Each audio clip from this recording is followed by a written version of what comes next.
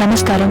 మీ వినోదం కోసం, సంపూర్ణ వినోదం కోసం హెడ్ ఫోన్ వాడండి. తేడా మీకే తెలుస్తుంది. మిత్రులారా, ఈ స్టోరీ గోదావరి జిల్లాలో నిజంగా జరిగిన కథ. స్టోరీని మొదటి నుంచి చివరి దాకా చూడండి. మీరే అంటారు చాలా అద్భుతంగా ఉంది అని. మీ నుంచి నేను కోరుకునేది ఒక లైక్ మాత్రమే. అలాగే సబ్స్క్రైబ్ చేయడం మర్చిపోవద్దు. ఇక కథలోకి వెళదాం. గోదావరి జిల్లాలోని లంక గ్రామాలైన ఒక చిన్న గ్రామం పేరు మల్లవరం. ఆ లంకలో ఉన్న 4 గ్రామాలలో ఒకటి ఈ మల్లవర గ్రామం. మల్లవరంలో మొత్తం 200 ఇళ్లు మాత్రమే ఉంటాయి.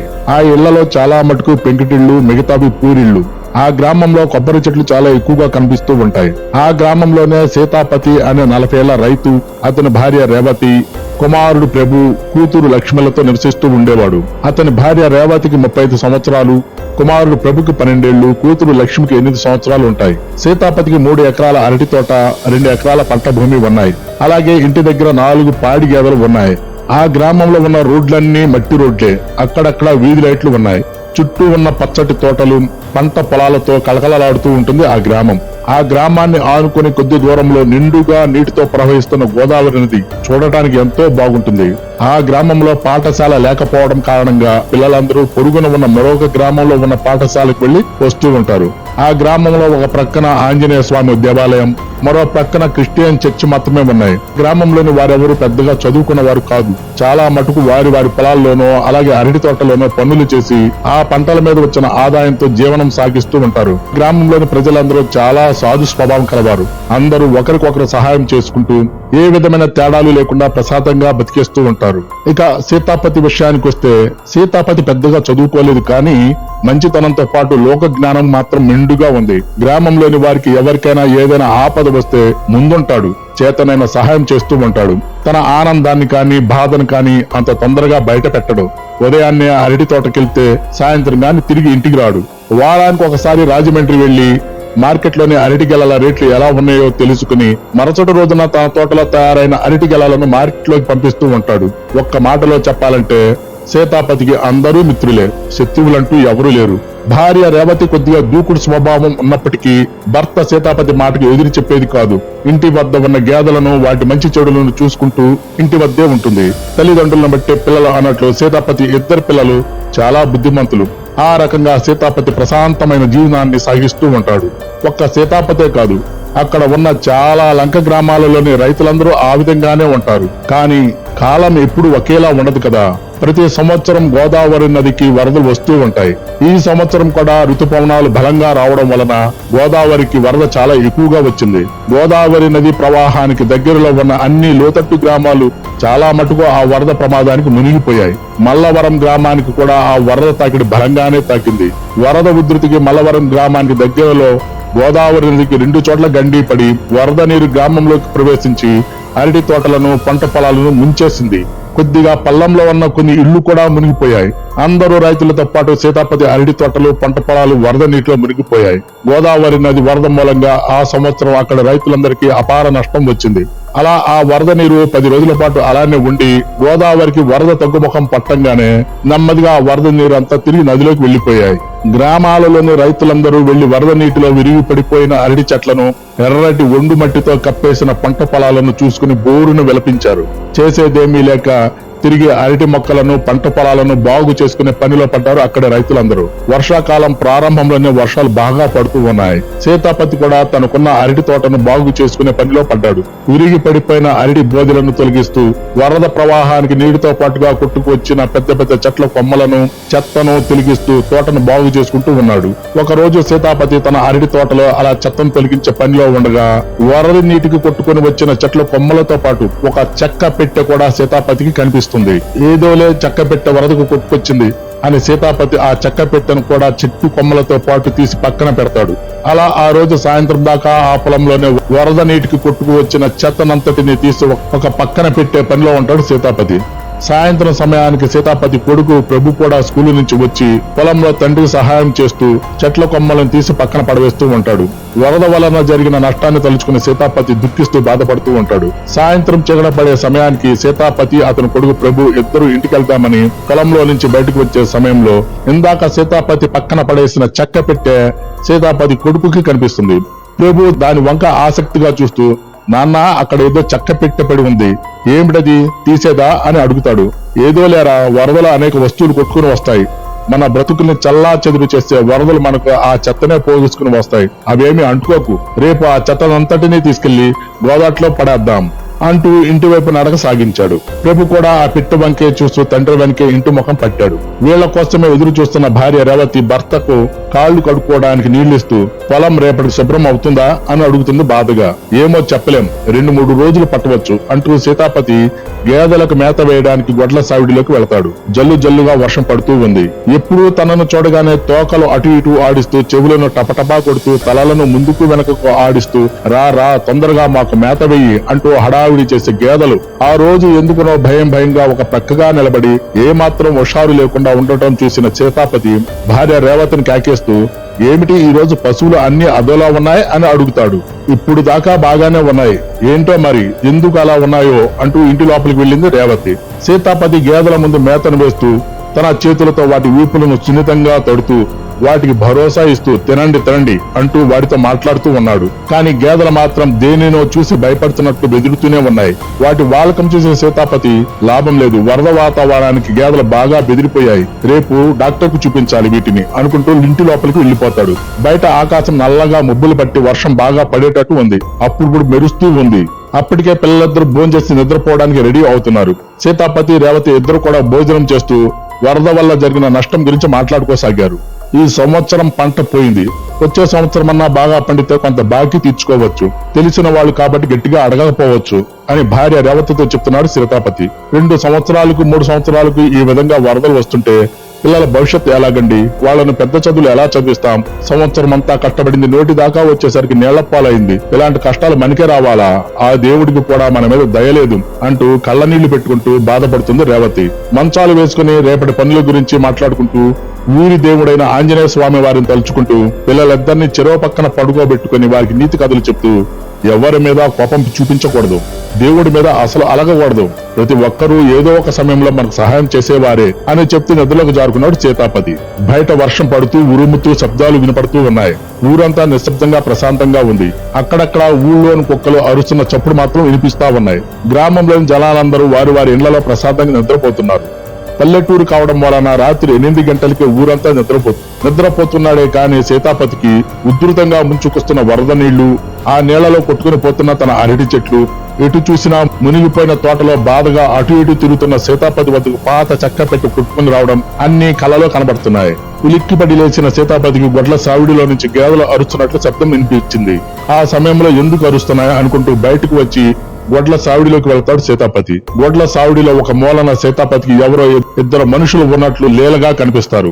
సీతాపతి రావడం గమనించిన ఆ ఆకారాలు కొద్దిగా చీకట్లోకి వెళ్లి నిలబడతాయి. మొండివాడు ధైర్యవంతుడైన సీతాపతి ఏమాత్రం బెరుకు లేకుండా ఎవరది, ఎవరెక్కడ అంటూ ఇంకొంచెం ముందుకెళ్లి చూస్తాడు. కానీ సీతాపతికి అక్కడ ఎవరు కనబడరు. నిద్రలో లేవడం వల్ల తనకు అలా అనిపించిందేమోలే అనుకుంటూ సీతాపతి గేదెలను ఒకసారి చూసుకుని తిరిగి వచ్చి పడుకుంటాడు.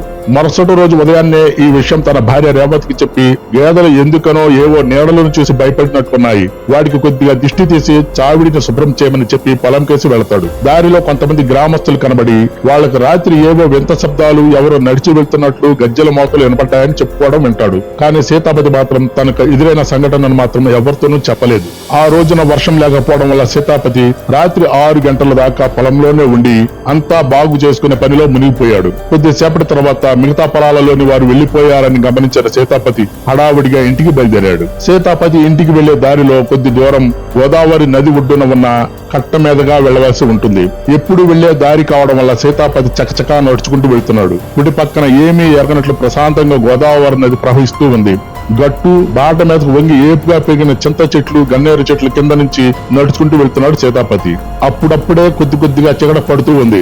కానీ ఆ కొద్ది వెలుతురులోనే సీతాపతికి అన్ని స్పష్టంగా కనబడుతూ ఉన్నాయి. అకస్మాత్తుగా సీతాపతికి అలాంత దూరాన ఒక చింత చెట్టు కింద 2 మనుషులు ఉన్నట్లు కనిపించారు. ఇద్దరిలో ఒకరు ఆడ మనిషిలాగా ఉంది. ఆ సమయంలో అక్కడ ఎవరున్నారు, ఎందుకున్నారు అనుకుంటూ సీతాపతి 2 అడుగులు ముందుకేశాడు. ఆ 2 వ్యక్తులు సీతాపతి వైపే చూస్తున్నారు. ఒక్క క్షణం సీతాపతి నడక వేగాన్ని తగ్గించి చాలా నెమ్మదిగా నడుస్తూ ఆ ఇద్దరు వ్యక్తుల వైపు పరీక్షగా చూశాడు.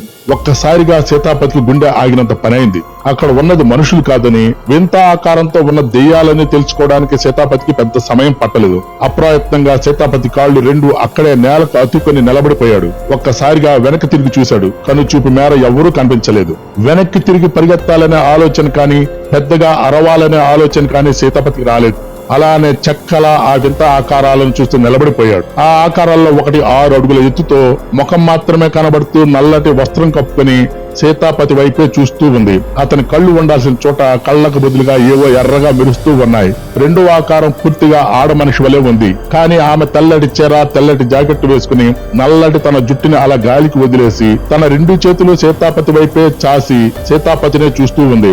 ఆమె కళ్ళు కూడా భయంకరంగా, కళ్ళ కింద నల్లటి చారికలతో చూడటానికి భయంకరంగా ఉంది. కానీ ఆ 2 ఆకారాలు నేల మీద నిలబడి లేవు. నేలకు వాటి కాళ్లకు అడుగు ఎత్తు దూరం ఉంది. ఆ 2 ఆకారాలు ఒక రకంగా గాలిలో ఊగుతూ ఉన్నాయి. దెయ్యాల గురించి వినడమే కాని చూడటం ఇదే మొదటిసారి కావడంతో ఒకంత భయానికి అలాగే ఆశ్చర్యానికి గురయ్యాడు సీతాపతి. సహజంగానే ధైర్యవంతుడైన సీతాపతి దెయ్యాలను చూసిన వెంటనే భయపడినా నెమ్మదిగా ఆలోచించడం మొదలుపెట్టాడు. ఏదైతే అది అయింది. ఇప్పుడు నేను భయపడితే అవి తప్పకుండా నన్ను ఇంకా భయపెడతాయి. వాటిని చూడనట్లే నా దారిని నేను వెళితే అవి నన్నేమి చేయవు. అంతగా అయితే రేపు ఆంజనేయ స్వామి వారి గుళ్ళో 41 ప్రదక్షిణాలు చేస్తే సరిపోతుంది అని మనసులోనే స్వామి వారిని తలుచుకుంటూ ధైర్యం చెప్పుకుంటూ నెమ్మదిగా నడవడం ప్రారంభించాడు. కానీ లోన ఎక్కడో భయం పీకుతూనే ఉంది. ఆ 2 దెయ్యాలను చింత చెట్టును నెమ్మదిగా దాటుకుంటూ వెళ్తున్నాడు సీతాపతి. చెట్టు కింద ఉన్న ఆ 2 ఆకారాలు స్థిరంగా అక్కడే గాలిలో నెమ్మదిగా ఊగుతూ సీతాపతి వైపే చూస్తూ ఏదో మాట్లాడుకుంటూ ఉన్నాయి. గుండెను అరచేతిలో పట్టుకుని ఓరకంట ఆ దెయ్యాలను చూస్తూ నెమ్మదిగా చింత చెట్టును దాటి కట్ట దిగి ఊళ్ళోకి ప్రవేశించాడు సీతాపతి. అప్పటికే చీకటి పడడం వలన వీధులన్నీ నిర్మానుష్యంగా ఉన్నాయి. వడివడిగా నడుస్తూ సీతాపతి ఇల్లు చేరుకుని పశువుల పాక వైపు ఒకసారి చూసి ఇంటిలోకి వెళ్లిపోయాడు. పొలం నుంచి ఆలస్యంగా వచ్చిన భర్తను చూసి రేవతి, ఏం ఇంత ఆలస్యమైంది, అంతా శుభ్రమైందా అని అడుగుతూ, ఏమయ్యో ఈ విషయం విన్నారా, రాత్రి మన ఊళ్ళో గజ్జల శబ్దాలు వినిపించాయంట అని అందరూ చెప్పుకుంటున్నారు అని ఇంకా ఏదో చెబుతూనే ఉంది. సీతాపతికి అవేమీ వినిపించడం లేదు. ఏదో ఆలోచిస్తూ స్నానం చేసి వచ్చి భోజనం చేస్తూ ప్రధానంగా భార్య రేవతి చెప్పే మాటలు వింటూ భార్యతో ఏమీ మాట్లాడకుండానే మంచం మీద వాలిపోయాడు. రోజు దగ్గరకు తీసుకుని కథలు చెప్పే తండ్రి ఈ రోజు ఏమీ మాట్లాడకుండా మౌనంగా ఉండటం చూసి పిల్లలిద్దరూ వింతగా చూస్తున్నారు సీతాపతిని. ఉలుకు పలుకు లేకుండా ఏం మాట్లాడకుండా పనుకున్న భర్తను చూసి రేవతి, ఏమయ్యా ఏంటి అలా ఉన్నావు అంటూ భర్త దగ్గరకు వచ్చి సీతాపతి ముఖంలోకి చూస్తూ అడిగింది. ఏమీ లేదులేవే, కొద్దిగా అలసటగా ఉంది. ఇంతకీ గేదెలకు మేత వేశావా, నువ్వు కూడా పనుకో అంటూ, మర్చిపోయాను, ఎందుకైనా మంచిది దేవుడి పట్టాల ముందు దీపారాధన చేసి ఉంచు అని చెప్పి మనసులో ఆంజనేయ స్వామిని తలుచుకుని కళ్ళు మూసుకున్నాడు సీతాపతి. ఎప్పుడూ లేనిది భర్త ప్రవర్తనకు ఒకంత ఆశ్చర్యపోతూ పంట పోయినందుకు మనిషి బాధపడుతున్నట్లు ఉన్నాడు అని మనసులోనే అనుకుంటూ భర్త చెప్పినట్లుగానే దేవుడి ఫోటోల ముందు దీపారాధన చేసి వచ్చి పిల్లల పక్కన పడుకుంది రేవతి. కళ్ళు మూసి పనుకున్నాడే కానీ సీతాపతికి గట్టు మీద చెట్టు కింద కనిపించిన ఆ 2 ఆకారాలే కళ్ళ ముందు కనబడుతూ ఉన్నాయి. గతంలో ఎప్పుడూ తనకు ఇలా దెయ్యాలు కనబడింది లేదు. కానీ ఊళ్ళో చాలా మంది వాళ్లకు కనబడ్డాయని చెప్పుకుంటూ ఉంటారు. అటువంటిది ఈ రోజున తనకే ప్రత్యక్షంగా కనబడేసరికి ఆ సంఘటనను తలుచుకుంటేనే సీతాపతికి ఊళ్ళంతా జలధరింపు వచ్చేస్తుంది. జీవితంలో తాను ఎవరికి ఏ విధమైన చెడు చేయలేదు, తనకు కీడు చేసే వాళ్ళు ఎవరున్నారు అని ఆలోచిస్తూ లేచి ఈ విషయాన్ని భార్య రేవతికి చెప్పాలనిపించి కూడా ప్రశాంతంగా పిల్లల మధ్యన పనుకున్న భార్య ముఖం చూసి చెబితే ఆమె కంగారు పడుతుంది.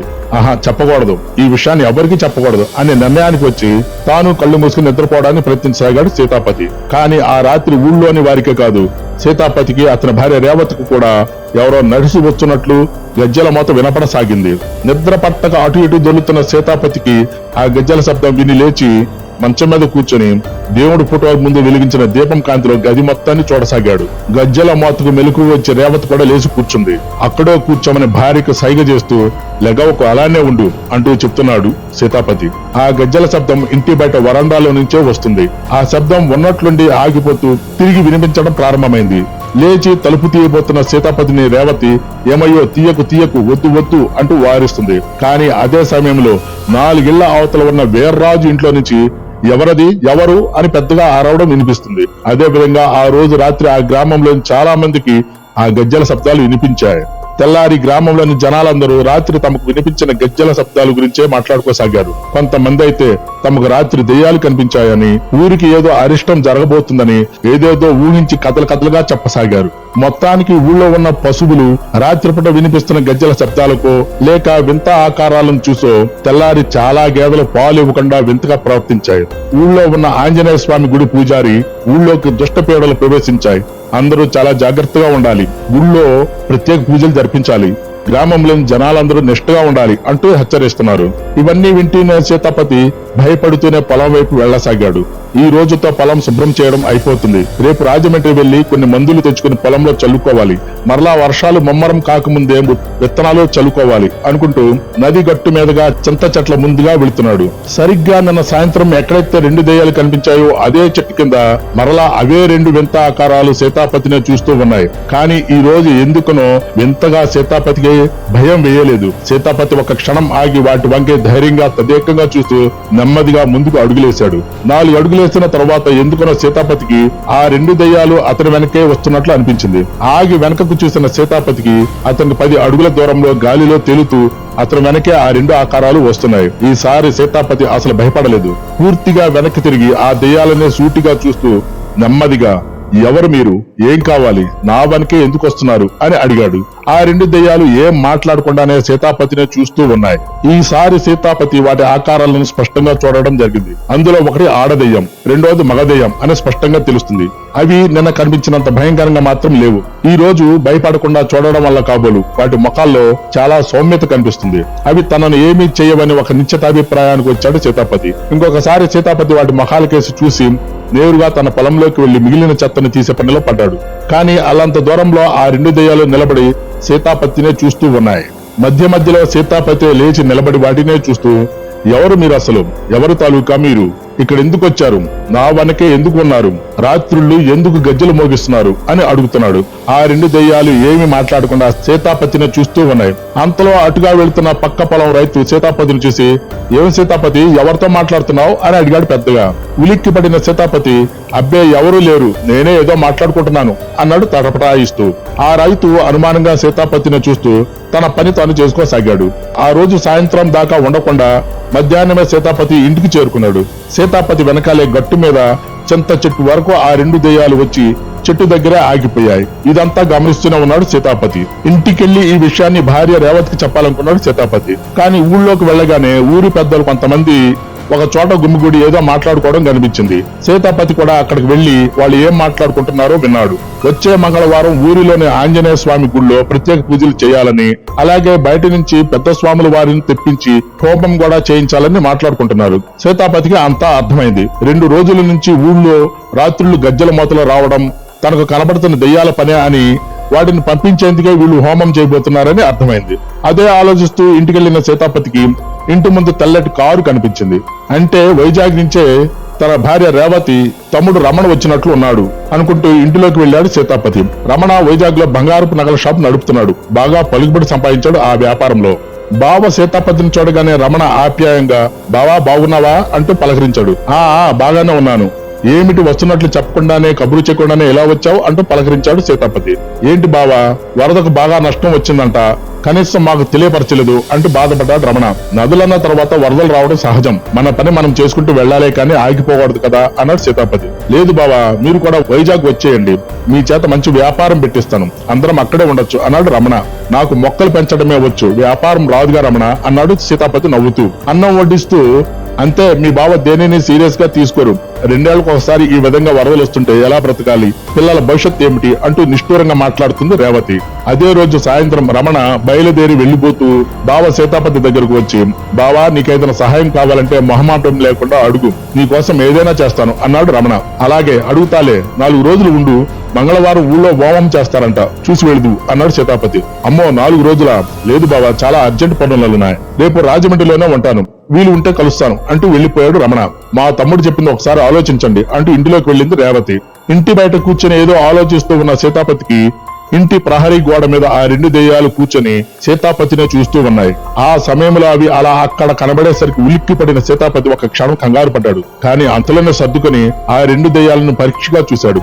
ఎందుకనో అవి 2 చాలా ఆందోళన చెందుతున్నట్లు, బాధగా ఉన్నట్లు అనిపించింది సీతాపతికి. వాటిని అలా చూసేసరికి సీతాపతికి గతంలో అందరూ చెప్పుకునే విధంగా దెయ్యాలు మనుషులను భయపెడతాయి, ఏడిపిస్తాయి, అవి అసలు మంచివి కాదు అని చెప్పిన కబుర్లన్నీ ఒట్టిదే అనిపించింది. వీటిని చూస్తుంటే సీతాపతికి అసలు భయమే లేదు, భయమే అనిపించడం లేదు.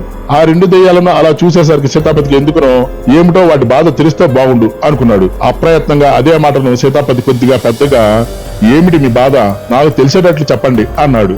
తలుపు తీసుకుని బయటకు వచ్చిన రేవతి, ఎవరండి, ఎవరితో మాట్లాడుతున్నారు, బాధ చెప్పమంటున్నారు, ఎవరి బాధ అని ఒక్క తిప్పుకోకుండా అడుగుతుంది.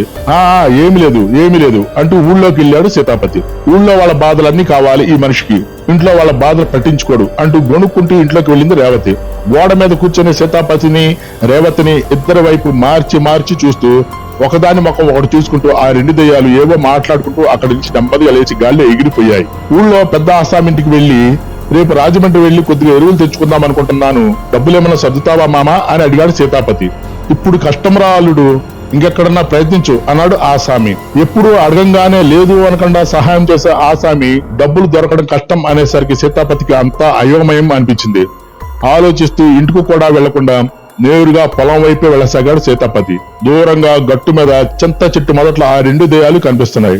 ఇవి నాకు తప్ప ఇంకెవరికీ కనిపించవు కాబోలు, నాకే ఎందుకబ్బా అనుకుంటూ వాటిని చూస్తూ తన పొలంలోకి వెళ్ళాడు సీతాపతి. అప్పటికే చాలా మంది రైతులు వాళ్ళ పొలాలను శుద్ధి చేసి ఎరువులు చల్లుకుంటున్నారు. రేపు ఎట్టి పరిస్థితుల్లోనూ రాజమండ్రి వెళ్లి ఎరువుల షాపులో అన్న అరువుకి ఎరువు తెచ్చుకోవాలి, లేకపోతే ఆలస్యం అవుతుంది అనుకుంటూ పొలం పక్కన గుట్టగా పోసిన చెత్తను కట్టలుగా కట్టి తీసుకెళ్లి ప్రక్కన ఉన్న గోదావరి నదిలో విసిరివేసాగాడు సీతాపతి. ఒక ప్రక్కగా కొద్ది దూరంలో ఆ 2 దెయ్యాలు అలానే నిలబడి సీతాపతి చేస్తున్న పనినే గమనిస్తూ ఉన్నాయి. అలా 2 కట్టలు గోదాట్లో పడేసిన తర్వాత 3వ కట్టను తీయబోతూ అందులో నుంచి జారి కింద పడిన చెక్క పెట్టెను చూశాడు సీతాపతి. కిందకు వంగి దానిని కూడా తీయబోతూ అసలు ఆ పెట్టెలో ఏమున్నాయో అనుకుంటూ భుజానికెత్తుకున్న చెత్త కట్టను కింద పడివేసి అలానే మోకాళ్ల మీద కూర్చుని ఆ చెక్క పెట్టెను తెరవడానికి ప్రయత్నించసాగాడు. అదే సమయంలో దూరంగా నిలబడి సీతాపతిని చూస్తున్న ఆ 2 దెయ్యాలు గాలిలోనే ఎగురుతూ సీతాపతి సమీపానికి వచ్చాయి. అప్పటి వరకు దూరంగా ఉన్న ఆ 2 దెయ్యాలు ఒక్కసారిగా దగ్గరకు రావడం గమనించిన సీతాపతి పెట్టెను అలానే వదిలేసి నేల మీద కూర్చుండిపోయాడు. అది గమనించిన 2 దెయ్యాలు ఒకేసారి దూరంగా వెళ్లిపోయాయి. ఏమీ అర్థం కాక కంగారుగా వాటినే చూస్తూ ఉండిపోయాడు సీతాపతి. కొద్దిసేపటి తర్వాత తిరిగి ధైర్యం తెచ్చుకుని అలానే కింద కూర్చొని ఆ పెట్టె మూతను తీయడానికి ప్రయత్నించసాగాడు. నదిలో కొట్టుకుని రావడం వలన ఆ పెట్టెంతా బాగా మట్టి అలుముకొని ఉంది. చేత్తో ఆ మట్టంతా తీసివేస్తూ తల మీద ఉన్న గుడ్డతో దానిని శుభ్రం చేశాడు. తరువాత దగ్గరలో ఉన్న ఒక గట్టి రాయితో ఆ పెట్టెకున్న చిన్నపాటి తాళను పగలగొట్టి దానిపై చెక్కను తెరిచి లోన చూశాడు. అంతే, ఒక్కసారిగా సీతాపతికి ఆ పెట్టెలో నుంచి ఎంతో మంచి సువాసనతో కూడిన మధురమైన వాసన గుప్పన కొట్టింది. అంతేకాదు, ఆ పెట్టె నుంచి ఏవో తెలియని సన్నని తెల్లటి కాంతి కూడా వస్తున్నట్లుగా ఉంది. గాఢమైన మంచి గంధపు వాసన నుంచి తేరుకుని ఆ పెట్టెలో ఇంకేమన్నా ఉన్నాయేమోనని ఆత్రంగా చూశాడు సీతాపతి. ఆ పెట్టెలో 10 అంగుళాల ఎత్తు ఉన్న ఒక పాప బొమ్మ ఖరీదైన దుస్తులతో చక్కగా అలంకరించబడి ఉంది. ఆ బొమ్మ వెనక భాగంలో 5 చిన్న తోలు సంచులు ఉన్నాయి. వాటి మూతులు చాలా గట్టిగా కట్టి ఉన్నాయి. ఆ మూతుల సందులలో నుంచి తెల్లటి కాంతి సన్నగా వస్తూ ఉంది. ఇక ఆత్రం ఆపుకోలేక సీతాపతి ఒక సంచి మూతను గబగబా ఇప్పి అందులో ఏమున్నాయో అని చూశాడు. సంచి మూతను విప్పంగానే అందులో నుంచి తెల్లటి కాంతి సీతాపతి ముఖానికి తగిలింది. ఆ కాంతి చాలా చల్లగా ఎంతో హాయిగా అనిపించింది సీతాపతికి. వెంటనే సీతాపతికి తాను ఏం చేస్తున్నాడో తెలియడం లేదు. ఆ సంచిని ఒక చేత్తో పట్టుకుని 2వ చేతి మీదకు ఉంచుకున్నాడు. అంతే, అందులోంచి తెల్లగా మెరుస్తున్న విలువైన వజ్రాలు సీతాపతి అరచేతిలో గలగలా శబ్దం చేస్తూ పడ్డాయి. వాటిని వింతగా ఆశ్చర్యంగా చూస్తూ తనను తాను మరిచిపోయి అలానే చూస్తూ ఉండిపోయాడు సీతాపతి. కొద్దిసేపటికి దూరంగా పొలంలో నుంచి బయటకు వస్తున్న వ్యక్తి, ఏం సీతాపతి, ఇంటికి వెళ్ళవా, చీకటి పడుతుంది, తొందరగా వెళ్ళు అంటూ అరుస్తూ వెళ్లిపోతున్నాడు. ఆ వ్యక్తి అరుపులకు ఈ లోకంలోకి వచ్చిన సీతాపతి అటు ఇటు చూస్తూ గబగబా ఆ వజ్రాలను తిరిగి తోలు సంచిలో వేసి తిరిగి దాని మూతను గట్టిగా బించి కట్టి తిరిగి చెక్క పెట్టెలో పెడుతూ ఏదో అనుమానం వచ్చినట్లు తల ఎత్తి దూరంగా ఉన్న ఆ 2 దెయ్యాల వైపు చూశాడు. అవి 2 అక్కడే ఉండి సీతాపతినే చూస్తూ ఉన్నాయి. వాటి ముఖంలో ఏదో మెరుపు కనబడుతూ ఉంది. సీతాపతికి ఏం చేయాలో ఏం చేస్తున్నాడో అర్థం కాలేదు. వెంటనే లేచి 2 చేతులు పైకెత్తి ఆ 2 దెయ్యాలకు నమస్కారం చేసి కిందకు వంగి ఆ చెక్క పెట్టెను భుజం మీద ఉన్న కండువాలో కట్టుకుని దాని సంఖలో పట్టుకుని వేగంగా నడుస్తూ ఈ సంగతి ఇంట్లో భార్యకి చెప్పాలా వద్దా అని ఆలోచిస్తూ నిశ్శబ్దంగా ఇంటికి చేరుకున్నాడు. చింత చెట్టు దాకా సీతాపతిని అనుసరిస్తూ వచ్చిన ఆ 2 దెయ్యాలు చెట్టు దగ్గరే ఆగిపోయాయి. ఇంటికొచ్చిన సీతాపతి తన సంఖలో ఉన్న కండువాను అందులో ఉన్న చెక్క పెట్టెను పశువులోని అటక మీద ఎవరూ చూడని ప్రాంతంలో లోపలికి నెట్టి దాని మీద కొన్ని పాత ఖాళీ గోతాలను పరిచి దాచిపెట్టాడు. తరువాత ఇంటిలోకి వెళ్లి భోజనం చేసి జరుగుతున్న సంఘటనలను మరుసటి రోజు రాజమండ్రి వెళ్లాల్సిన పనులను గుర్తు చేసుకుంటూ ప్రశాంతంగా నిద్రపోయాడు. భర్త మౌనంగా ఉండటం చూసి రేవతి కూడా ఏమీ మాట్లాడకుండానే పిల్లల మధ్య పురుగుని తాను నిద్రపోయింది. ఆ రోజు రాత్రి కూడా ఆ గ్రామంలో గజ్జల మోతలు వినబడుతూనే ఉన్నాయి. గ్రామంలో చాలా మంది ఆ రాత్రి కూడా నిద్ర లేకుండానే గడపాల్సి వచ్చింది. చాలా మంది ముందు రోజే తమ పిల్లలను పక్క గ్రామాలలోని తమ బంధువుల వద్దకు పంపించి వేశారు. మరుసటి రోజు ఉదయాన్నే సీతాపతి రాజమండ్రి కోటిపల్లి బస్టాండ్ ఎదురు సందులో ఉన్న ఎరువుల షాప్ కు వెళ్లాడు. షాప్ యజమాని సీతాపతిని చూసి ఏం కావాలో అడిగి మరుసటి రోజు వచ్చి తీసుకెళ్లమన్నాడు. షాప్ లో నుంచి బయటకు వస్తున్న సీతాపతికి అతని కోసమే ఎదురు చూస్తున్నట్లు ఉన్న ఎవరో కొత్త వ్యక్తి సీతాపతి వద్దకు వచ్చి, ఏం సీతాపతి బాగున్నావా, ఇలా రా నీతో మాట్లాడాలి అంటూ సీతాపతి చెయ్యి పట్టుకుని పక్కకి తీసుకెళ్తున్నాడు. ఎవరు మీరు అని అడిగే అవకాశం కూడా ఇవ్వకుండా చెయ్యి పట్టుకుని తీసుకెళ్తున్న వ్యక్తితో చిన్న పిల్లవాడులాగా వెంట వెళ్లాడు సీతాపతి. అతనితో పాటు నడుస్తూ సీతాపతి ఆ వ్యక్తిని పరిశీలనగా చూశాడు. దబ్బ పండు రంగులో చక్కటి ఆకారంతో తెల్ల కుర్తా పైజామా వేసుకున్న 6 అడుగుల ఎత్తులో ఉన్నాడు ఆ వ్యక్తి.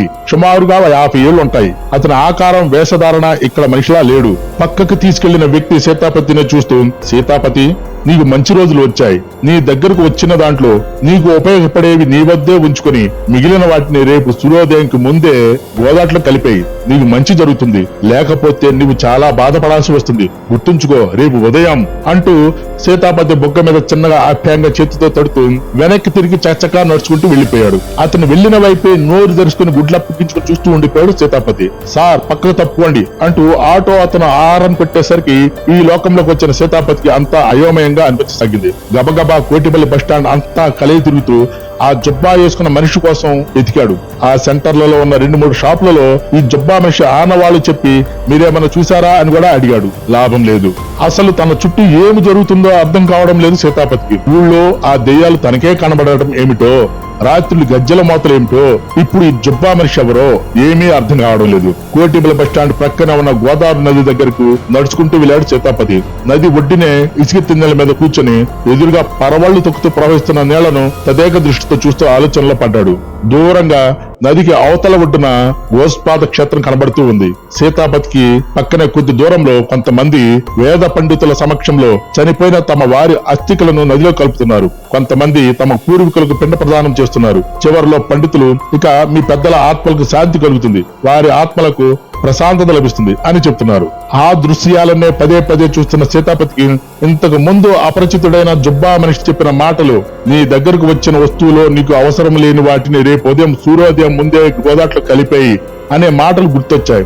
దూరంగా నది మధ్యలో సీతాపతికి ఆ 2 ఆకారాలు అస్పష్టంగా కనబడుతూ సీతాపతినే చూస్తూ ఉన్నాయి. ఒక్కసారిగా సీతాపతికి మబ్బులు ఈడిపోయినట్లు అంతా అర్థమైపోయింది.